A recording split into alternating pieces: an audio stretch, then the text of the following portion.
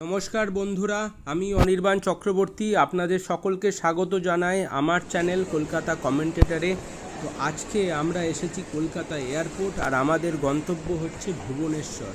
ভুবনেশ্বর যাওয়ার ফ্লাইট সকাল সকাল থাকলেও আমরা আজকে যাব সকাল 7:50 ফ্লাইটে। তো এই হচ্ছে কলকাতার ভেতরের পরিবেশ।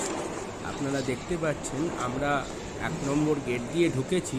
1 নম্বর গেট দিয়ে ঢোকার পরে চেক ইন করেছি। চেক ইনে খুব বেশি লাইন ছিল না। চেক ইন করার পরে সামনেই প্রচুর দোকান, আপনারা নিজেদের মতন এখানে সময় কাটাতেই পারেন। আগে গিয়ে কেউ এয়ারপোর্টের লাউঞ্জে খাবার দাবার খেতেই পারেন। যদি আপনাদের ক্রেডিট কার্ড থাকে বা আপনাদের মাস্টার কার্ড থাকে তাহলে এয়ারপোর্টে মাত্র 2 টাকা দিয়ে আপনারা লাউঞ্জে সম্পূর্ণ ভালো রকম খাবার দাবার খেতেই পারেন। কিন্তু আমাদের সেদিনকে বেশি টাইম ছিল না, তাড়াতাড়ি বেরিয়ে আমরা ফ্লাইট ধরতে চেষ্টা করি। তো এয়ারপোর্টে নেমে আগে আমরা দেখে নিই সামনাসামনি কী দোকান আছে। তো এখানে অনেক কটাই চেনা নামের কাউন্টার আমরা দেখতে পাচ্ছি, যেমন ফুডিজও এখানে আছে, আর অনেক দোকান যেগুলো সাধারণত আপনারা মলে দেখতে পান সেগুলোর আউটলেটও এখানে আপনি পাবেন।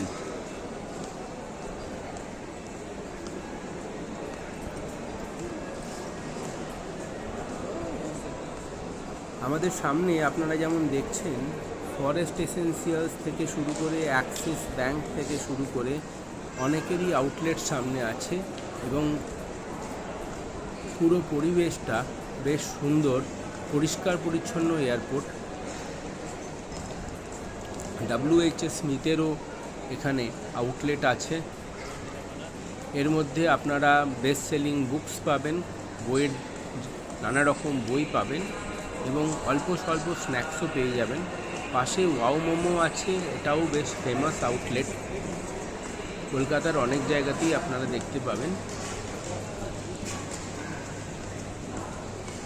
রেয়ার প্ল্যানেট থেকে স্যামসোনাইট তারও আউটলেট আপনারা এখানে দেখতে পাবেন। এমনকি বাঞ্ছারামেরও আউটলেট দেখতে পাবেন। মিষ্টি যদি খাবার ইচ্ছে হয় তাও আপনারা পাবেন। এয়ারপোর্টের যে উইন্ডো স্ক্রিন আছে সেটা দিয়েও দেখতে এয়ারপোর্ট বেশ ভালোই লাগে। সামনে দাঁড়িয়ে থাকা প্লেনের সারি আপনারা দেখতে পাবেন। বসার জন্য সুব্যবস্থা আছে, প্রচুর চেয়ার্স, আপনাদের ওয়েট করতে কোনো অসুবিধা হবে না। আর সামনে এরকম টিভি থাকবে, আগে গিয়ে এয়ারপোর্টে পৌঁছে আপনারা দেখে নেবেন আপনাদের ফ্লাইট কত নম্বর গেট থেকে ছাড়বে। সেই মতন আপনারা গেটের কাছে গিয়ে ওয়েট করবেন। আর এই চলাচলের সুবিধের জন্য এরকম হাঁটার জন্য ব্যবস্থা করা থাকে, মেশিন দেওয়া থাকে, যাতে আপনারা তাড়াতাড়ি হাঁটতে পারেন। গেট নাম্বারও পরিষ্কারভাবে দেওয়া থাকে, কোন দিকে কত নম্বর গেট।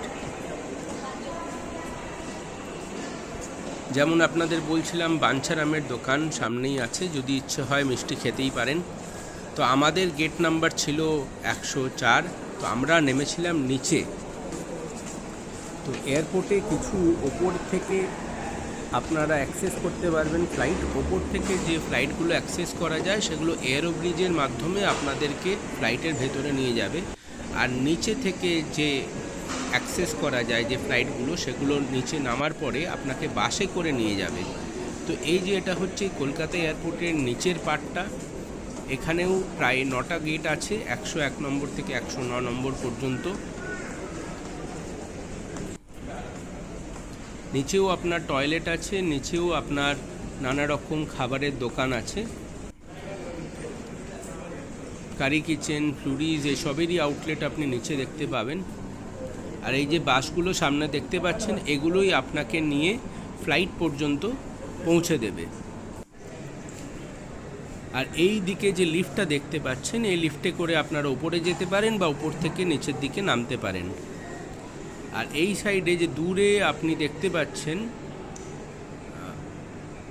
এইখানে একখানা চেক ইনের কাউন্টার আছে। এই চেক ইনের কাউন্টারের মাধ্যমে ট্রানজিটে যারা আছে, যারা দিল্লি থেকে ধরুন কেউ এখানে এসে ফ্লাইট চেঞ্জ করে ব্যাংকক যাবে, সেক্ষেত্রে তাকে গুগল ম্যাপ আসতে হবে।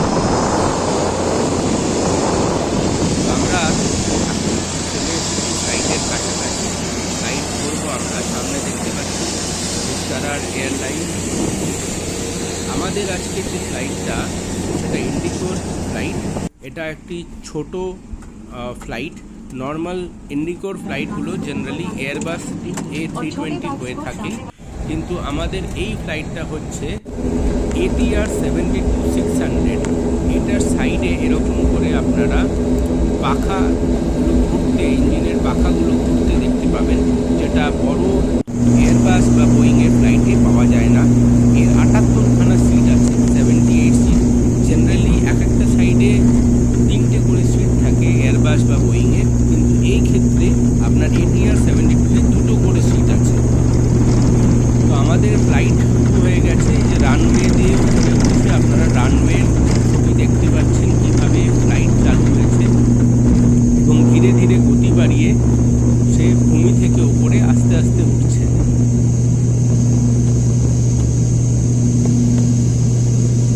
এয়ারপোর্ট থেকে যখন ফ্লাইট ছাড়ে আপনারা কলকাতার এক অপূর্ব দৃশ্য দেখতে পাবেন।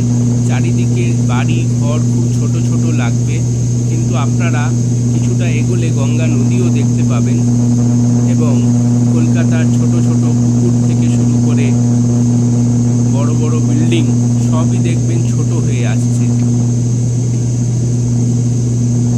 তো আমরা আজকে কলকাতা এয়ারপোর্ট এই পর্যন্তই আপনাদের জন্য দেখালাম। এবার আমরা আমাদের গন্তব্য ভুবনেশ্বর থেকে আমরা যাব আবার গাড়ি করে পারাদ্বীপে গিয়ে আপনাদেরকে আবার আমরা নিয়ে যাব পারাদ্বীপের পোর্টে। তার জন্য আমরা আপনাদের সাথে চাইবো আবার। দেখতে থাকুন আমার চ্যানেল কলকাতা কমেন্টেটর। ধন্যবাদ।